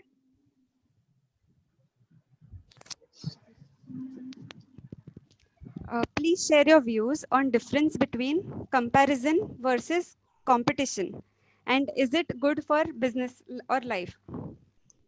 जी, फर्स्ट ऑफ ऑल जो सबसे बड़ी समस्या है कंपैरिजन की है। कंपैरिजन की समस्या बिजनेस में नहीं, सबसे पहले कंपैरिजन की शुरुआत होती है घर में। जो हम दो बच्चों के बीच में, या हमारे समझो पिताजी 3 बच्चों के बीच में, ये आज घरों में समस्या क्यों है? चाहे पति पत्नी के बीच में समस्या क्यों है? व्यापार में जो हमारे लोग काम करते हैं उसमें समस्या क्या है? तो कंपैरिजन से तो हमेशा ही दूर रहना चाहिए, क्योंकि किसी का भी कंपैरिजन करके किसी प्रकार का फायदा नहीं होता, नुकसान होता है। अगर कंपैरिजन में किसी एक का अच्छा करता हूँ, एक का खराब करता हूँ, तो तकलीफ है। कंपटीशन को we should treat as a complement. तो अगर व्यापार में अगर कंपटीशन नहीं है, तो आप ये समझिए कि आपका जीवन का आनंद भी नहीं है। तो आप बीत किसको कर रहे हो? लेकिन कंपैरिजन का एक स्वभाव ही अपने आप में एक गलत है, और एक विचार गलत है। क्योंकि इसी आज मैं अगर करूं कि चलो मैं रिलायंस बन सकता हूं क्या, फॉर एग्जांपल, तो मैं रिलायंस नहीं बन सकता। धीरू भाई अंबानी एक ही धीरू भाई अंबानी था, या मुकेश अंबानी एक ही मुकेश अंबानी बने, दूसरा मुकेश अंबानी नहीं बन सकता। तो ये कंपैरिजन हो गया है कहीं भी। या समझो आप नुपुर जी, आप सीए हैं, बराबर है, आपके सामने कोई बड़े सीए बहुत फर्म पावरफुल होगी, या आपसे कोई छोटी भी सीए फर्म होगी। जैसे ये कंपैरिजन का एक कंपैरिजन एक अपने आप में मेरे को लगता है कि कोरोना से बड़ी खतरनाक बीमारी है। तो कंपैरिजन को तो एकदम दूर रहना चाहिए। जहां तक कंपटीशन का है, तो मेरे सब्जेक्ट में भी रह गया था कि कंपटीशन को एक मार्केट इंटेलिजेंस आपका होना जरूरी है। कुछ एक, क्योंकि समय सीमित था, तो कंपटीशन का एक मार्केट इंटेलिजेंस लेवल आपका बहुत जबरदस्त होना चाहिए। आपका मार्केट शेयर क्या है, कि आपकी मार्केट पोजिशनिंग क्या है, वो कंपटीशन पे आप बिल्कुल ध्यान दीजिए। लेकिन कंपैरिजन वापस मैं कहूंगा, ये कोरोना से खतरनाक बीमारी है, कैंसर से खतरनाक बीमारी है। तो कंपैरिजन की दुनिया से बाहर निकलिए प्लीज। एक सामाजिक संदेश भी है और व्यापारिक संदेश भी है। How do we tackle situation of investing in people in this lockdown period or after that, where we see a little slowdown in the market? देखिए, ऐसी we like say as our company, I give example कि हमने सबसे पहले क्या किया। जैसे lockdown हुआ, अपना 24 तारीख से लॉकडाउन हुआ, 22 तारीख को पहले जनता कर्फ्यू हुआ, 23 तारीख को सोमवार था। हमने अपना हमारा कंपनी में हमारे लोगों की ट्रेनिंग हमने 24 तारीख से शुरू कर दी। ये टेक्नोलॉजी अवेलेबल थी, और क्या किया हमने, क्रॉस फंक्शनल ट्रेनिंग की। क्योंकि क्रॉस फंक्शनल ट्रेनिंग जरूरी होती है कि एक लेवल पे आप काम बढ़ाते बढ़ाते आप देखेंगे तो आपके कॉन्ट्रैक्ट आपकी कंपनी में एक लेवल तक ही होते हैं, उसके नीचे का आपका नहीं होता है। और जब आप बहुत फास्ट ग्रो करते हैं, तो एक समझिए कि आपका नीचे का धरातल बहुत कमजोर हो जाता है। ये सच्चाई है, जो हमने खुद ने हमारे लोग ओपनिंग में देखा, लॉकडाउन में नहीं, लोग ओपनिंग में देखा तो पता चला। ये तो लोगों को इंटरपर्सनल ट्रेनिंग, अभी ये तरीका ये आपकी वीडियो कॉन्फ्रेंसिंग के थ्रू आपकी ट्रेनिंग होती है। बहुत सारी कंपनियां हैं जो ट्रेनिंग देती है, वो ट्रेनिंग अभी आज की तारीख में फ्री भी दे रही है, बहुत कम कॉस्ट में हो रही है। बहुत सारे वेबिनार ऑनलाइन अवेलेबल है, उसका पूरा फायदा लीजिए। या बहुत सारे कम कॉस्ट में अवेलेबल है, और हमारे आसपास में जो इर्द गिर्द लोग हैं आप उनका लाभ लीजिए ना। कोई जरूरी नहीं, मैं बोलता हूँ आज के टाइम में सब फ्री है, यानी लोग फ्री है मीन्स कॉस्ट वाइज नहीं, बट आज की तारीख में एवरीथिंग इज अवेलेबल। ये चीजें आपको जिस दिन ये पूरी इकोनॉमी खुल जाएगी अक्टूबर के बाद, उसके बाद किसके पास समय नहीं रहेगा, तो आज उसका पूरा उपयोग लीजिए। आपके पास जो पहले है, क्योंकि आपने एक लेवल पे पहुंचे आप, तो आपके पास जो ज्ञान है, आपका ज्ञान आपके लोगों में आप बांट दीजिए, आप घबराइए मत, क्योंकि आपको अल्टीमेटली आपके क्लोन तैयार करने पड़ेंगे। श्री गोपाल काबरा जब तक 10 श्री गोपाल काबरा तैयार नहीं होता है, करता है अपनी कंपनी में, तब तक मैं अकेला कुछ नहीं कर पाऊंगा। तो ये हम क्या ट्रेनिंग दे सकते हैं? आपके पास जो ज्ञान है आपके लोगों को ट्रेनिंग दीजिए ना, लेकिन उसमें बार बार पे मी मत करिए। मी के बदले वी करेंगे तो सामने वाला समझेगा, मी करोगे तो वो नहीं समझेगा। ये आप समझ लीजिए, एक थोड़ा फर्क है कि आपको खुद ट्रेनिंग का मौका बहुत मिल रहा है, बहुत सारे आर्टिकल मिल रहे हैं, ऑनलाइन चीजें अवेलेबल है, वेबिनार अवेलेबल है, सारे कंसल्टेंट अवेलेबल है। इसके पहले आपके पास कुछ कंसल्टेंट आएंगे, उनसे बात करिए। हमारे समाज में लोग अवेलेबल है, समझो अगर आप सीए लोग है, समझो फिर ग्रुप है, तो आप जो सीनियर सीए अपने समाज को, उनसे बात करिए ना, आज वो देंगे। या कोई बिजनेसमैन आप उसको बुलाइए, अगर सर्विस सेक्टर में तो सर्विस सेक्टर एक्सपर्ट है उनको बुलाइए, शेयर बाजार का समझना है तो शेयर बाजार के एक्सपर्ट हमारे समाज में उनको बुलाइए। हमारे समाज में ही हर तरह के लोग एक्सपर्ट है, तो आप अलग अलग वेबिनार के माध्यम से या आपकी जो इंडिविजुअल कंपनी में करना आप करिए ना सर। आज की तारीख में सब कुछ अवेलेबल है, उसका फायदा लीजिए। परिवार के बिजनेस होने के बावजूद आजकल काफी सारे लोगों को जॉब करना पसंद करते हैं। All the educated boys and girls wish to go to job instead of doing business or becoming an industrialist. What is your message for them? पहली बात, वो क्यों कर रहे हैं ऐसा, उसमें सोचना पड़ेगा। वो इसलिए कर रहे हैं कि उसको लगता है कि मेरे को सर्विस करके शायद जो मेरे पिताजी की इनकम है उससे अधिक मैं कमा लूंगा। ये कारण नंबर 1 होता है। दूसरा कारण ये होता है कि उसको लगता है कि मेरे को जो वहां फ्रीडम मिलेगा, मेरे घर में मेरे को फ्रीडम नहीं मिलेगा, क्योंकि पिताजी बात बात पे माई टाइम करेंगे, मेरे समय ऐसा होता था, मेरे समय होता था। वो सीख के अलग आया। हमने हमारे बच्चों को होशियार किया, हमारे बच्चों को अच्छी स्कूल अच्छी कॉलेज में हमने पढ़ाया। और दूसरा ये भी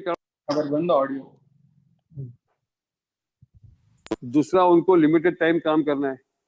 लेकिन आजकल के युवा ये नहीं समझते हैं, जहाँ पगार ज्यादा है, खास करके मल्टीनेशनल कंपनी में, प्राइवेट इक्विटी कंपनी में, कंसल्टेंसी फर्म में, जहाँ वाकई में बहुत ज्यादा पगार है, वहां पे लोगों की पर्सनल लाइफ नहीं होती। ये कंपनियां बातें बड़ी बड़ी करती है। मेरे सब दोस्तों के बच्चे अपना बिग 4 कंसल्टेंसी फर्म में है, वो सुबह 8 बजे निकलते हैं घर से, रात को 2 बजे घर पे आते हैं, 1 बजे घर पे आते हैं, और सैटरडे संडे दिन में सोए रहते हैं। लेकिन ये हमको हमारे बच्चों के लिए एक प्लेटफॉर्म तैयार करना है। जिस दिन हमारे बच्चों को हम अच्छी पढ़ाई के लिए भेजते हैं, उस दिन माँ बाप का कर्तव्य होता है कि उनके लिए एक वो प्लेटफॉर्म तैयार रखे कि जिस दिन मेरा बेटा आएगा पढ़ लिख के, उसके लिए मैं एक नया व्यापार या नया अपॉर्चुनिटी करने को दूंगा। पहला कोशिश ये करना चाहिए कि हमारे बच्चे हमारे खुद के बिजनेस में आए। नंबर 1, कोई कारण से नहीं आते, आप संकोच मत करिए। उसके लिए उसको नया बिजनेस क्या करना है, उसको अपॉर्चुनिटी दीजिए। उसको अगर नौकरी करनी, एक्सपीरियंस करना है, तो उसको आप रिक्वेस्ट करिए, तेरी इच्छा तो पूरी कर। लेकिन मेरी इच्छा ये है कि तू 3 साल 5 साल काम करके सीख के आ, मेरा व्यापार मत कर, तू चाहिए तो मैं मेरा व्यापार बंद कर देता हूँ, कोई तकलीफ नहीं है। इतनी हमको तैयारी करनी होगी, या मेरा व्यापार मैं संभालूंगा, तेरे लिए इतने रुपए देता हूँ, तू तेरा काम कर। तो ये फ्रीडम जो है, ये आज बहुत जरूरी है। एक जमाना था तब हम लोग, क्योंकि उस टाइम अपॉर्चुनिटी बहुत कम थी। इसका मतलब ये नहीं कि पहले के बच्चे माँ बाप की बहुत सुनते थे, आजकल के बच्चे माँ बाप की बहुत नहीं सुनते। आजकल के बच्चे माँ पिताजी की बहुत सुनते हैं। आप मानिए मेरी बात, ये गलत फहमी है कि नहीं सुनते, लेकिन हम उनको समझ नहीं पाते, ये हमारी गलती होती है।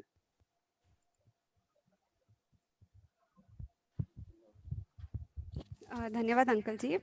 अगला प्रश्न, I am a professional person, what would be your perception for profession after this lockdown?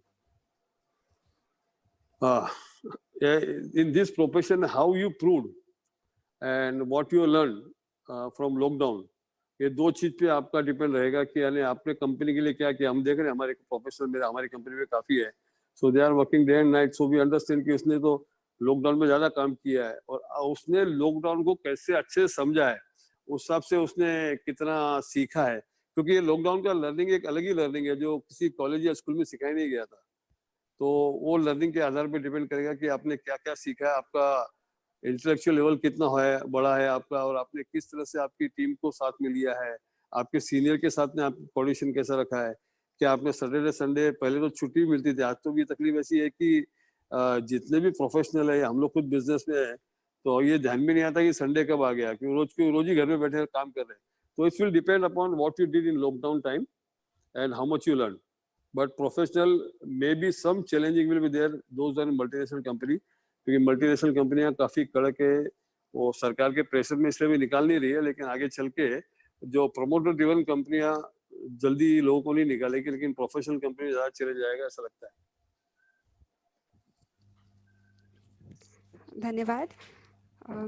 अगला प्रश्न है, we are exporting aluminium castings to Europe और China, what are your views about future strategy for exports?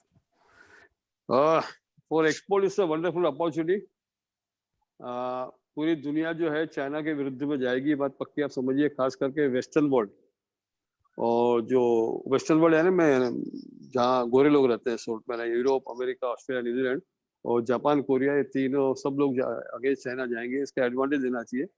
China से को छोड़ के काफी कंपनियां इंडिया में आएगी, तो आगे चल के भविष्य में हमारा कंपटीशन भी बढ़ेगा भविष्य में, लेकिन वर्तमान में एक काफी बड़ी अपॉर्चुनिटी आएगी।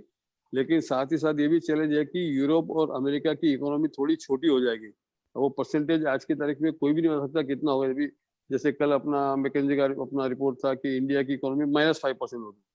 हर लॉकडाउन के बाद हर 15 दिन बाद आपको नया आंकड़े आएंगे, लेकिन अपॉर्चुनिटी काफी है। तो आप अपना उसको मार्केटिंग पे फोकस करिए, रिलेशन बनाने में फोकस करिए, नए प्रोडक्ट में डेवलप करिए, टेक्नोलॉजी बढ़िया करिए, आपकी सप्लाई चेन इंप्रूव करिए।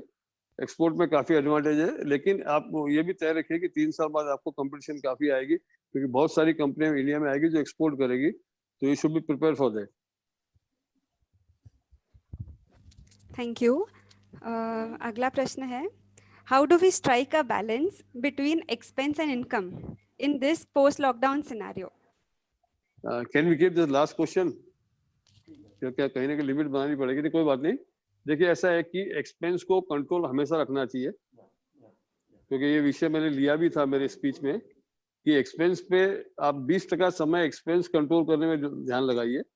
अभी ठीक है, ये थोड़ा तकलीफ वाला पीरियड है, तो आप अपना 40% समय इसमें लगा लिए, लेकिन 60% समय आप इसमें जरूर लगाइए कि आपकी इनकम कैसे बढ़ेगी। नहीं तो ऐसा नहीं पता चले कि आपको आप पूरा समय जो कॉस्ट कटिंग में चला जा रहा है या कॉस्ट कम करने में जा रहा है और आपका आगे की तरफ ध्यान नहीं जा रहा है, तो ये चैलेंज नहीं हो जाए। नहीं तो क्या है कि भटक जाएंगे, लगता है ऐसा मेरे को बहुत सारी कंपनियों में और बहुत सारे बिजनेस में लोग बहुत ज्यादा उसमें ध्यान दे रहे हैं, तो समय उसमें काफी जा रहा है, लेकिन ग्रोथ का ध्यान नहीं आ रहा है। क्योंकि ये समस्या जो कॉस्ट कम करने की हमेशा होनी चाहिए, अभी पूरा अगर ताकत अगर उसमें लगा देंगे तो आगे बढ़ने में जाएगा। तो 2021 के लिए मेहनत करिए प्लीज।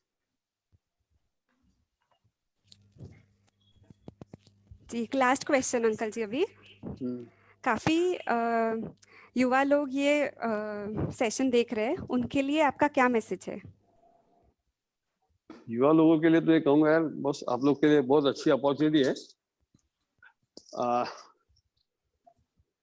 थोड़ा सा आपका जो समय आजकल युवा लोगों के लिए, क्योंकि मेरे घर में भी युवा है, देखता हूँ मैं, काफी समय इंटरनेट पे बिना काम जाने लगा है, जो स्वास्थ्य के लिए अच्छा नहीं है। इंटरनेट को यूज करिए, लेकिन वो सीखने के लिए ज्यादा करिए, लेकिन उससे कहीं अधिक ज्यादा आप अच्छे लोगों से मिलने में, अच्छे लोगों को साथ रहने में समय लगाइए।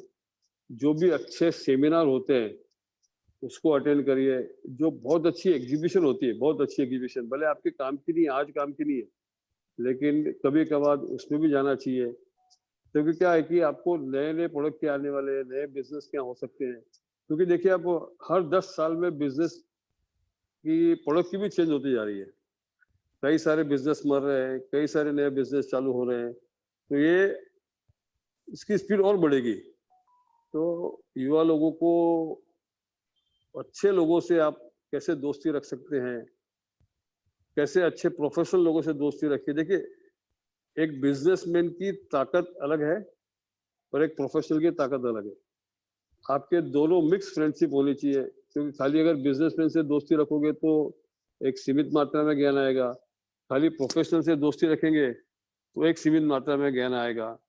कुछ अच्छे सामाजिक लोगों से भी आप दोस्ती रखिए, क्योंकि सामाजिक ज्ञान भी होना बहुत जरूरी है, पारिवारिक ज्ञान भी होना बहुत जरूरी है। तो सामाजिक, पारिवारिक, व्यापारिक और प्रोफेशनल, ये चारों ज्ञान को आप इसको बढ़ाते जाइए। पूरी दुनिया आपकी है, अभी आने वाला समय भारत का है और भारत की जब भी बात करेंगे तो आने वाला समय माहेश्वरी समाज का होगा, इस बात का मैं बहुत कॉन्फिडेंट हूँ, इसलिए आप अपना समय उसमें लगाइए। Thank you very much. Thank you, Uncle Ji, for your valuable guidance. Any Sorry? question can be asked me later on also, no problem, I'll reply on message. Thank you, Uncle Ji, for your valuable guidance. And जैसे कि आपने कहा कि ये lockdown नहीं lock opening है, तो this is the perfect inspiration for any business or profession. अभी भी और post lockdown also. Thank you. Over to you, Keshav. Over to Bruj uncle.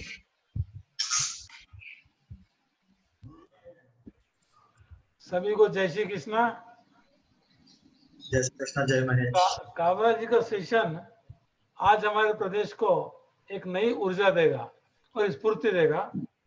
हम सोच रहे हैं लॉकडाउन में क्या करें, लॉकडाउन में फंस गए हैं, और आज के बाद हमको सोचने को मजबूर हो गए कि लॉकडाउन ये नहीं है, हमारे लिए डोर ओपनिंग है।